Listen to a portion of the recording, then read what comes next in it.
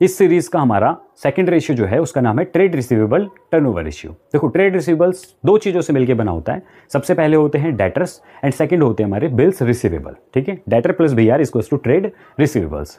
अब डेटर्स कहाँ से क्रिएट कहाँ से होते हैं, उद्गम कहाँ से होते हैं? डेटर्स की क्रिएशन होती है बेटा क्रेडिट सेल से। जब भी आप किसी को उधार सेल करते हो तो जिस पर्सन को उधार सेल करते हो वह पर्सन कहलाता है आपका डेटर। ठीक है, और जब डेटर से कोई एक्सेप्टेंस रिसीव हो जाती है हमें तो उसको बोलते हैं हम BR। तो अल्टीमेटली दोनों ही चीजें कनेक्टेड होती हैं किसके साथ में? क्रेडिट सेल्स के साथ। इसलिए इसका फॉर्मूला बना net credit sales divided by average trade receivables. अब नेट क्रेडिट सेल्स कैसे निकालेंगे या नेट फ्रॉम ऑपरेशन कैसे कैलकुलेट करेंगे हम, कि हमें टोटल जो भी रेवेन्यू फ्रॉम ऑपरेशन है उसमें से कैश वाला कंपोनेंट अलग कर दो तो ऑटोमेटिकली बच के आएगा क्या? Credit revenue from operation. उसको डिवाइड करेंगे हम किसके साथ?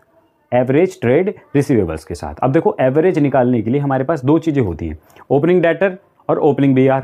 सेम ऐसे ही closing data and closing BR। तो हमें सबका क्या करना है? एवरेज निकालना है। तो हम opening debtor plus opening BR plus closing debtor plus closing BR and divided by 2। कभी भी गलती से 4 से डिवाइड नहीं करना कि सर यहाँ पर तो 4 चीज़ें अलग अलग दी हुई हैं तो इसको हम 4 से डिवाइड करके एवरेज निकालेंगे। नहीं, एवरेज हमेशा हमें 2 से डिवाइड करके निकालने हैं। Opening debtor plus opening BR मिला के बनेंगे हमारे opening trade receivables, then plus closing debtor और क्लोजिंग BR मिलके बनेंगे हमारे closing trade receivables, then opening trade receivable plus closing trade receivable divided by 2 मिलके बनेगा हमारा trade receivables turnover ratio. Calculate होगा इससे हमारा।